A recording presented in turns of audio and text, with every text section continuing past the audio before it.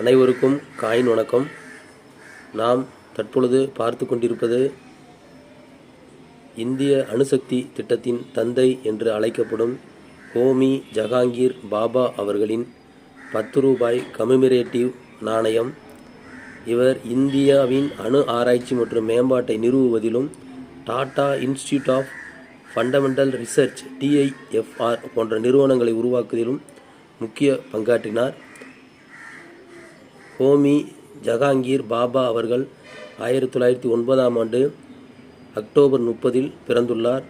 இவர் 1966 ஜனவரி 24இல் பிரான்ஸ் மாண்ட் என்னும் இடத்தில் நடந்த விமான விபத்தில் உயிரிழந்துள்ளார்.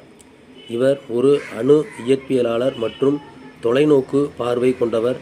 இந்தியாவின் அணுசக்தி திட்டத்தின் முதன்மை கட்டிடக் கலைஞராக கருதப்படுகிறார்.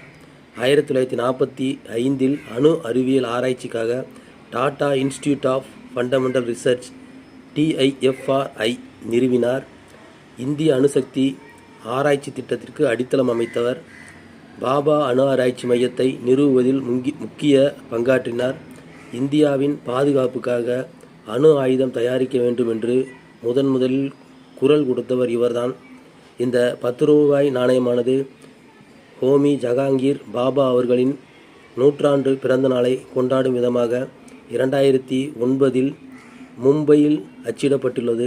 இந்த நாணயமானது உட்புறம் தாமிரம் மற்றும் நிக்கலாலும் வெளிப்புறம் அலுமினியத்தாலும் கொண்டு உருவாக்கப்பட்டுள்ளது. நன்றி, வணக்கம்.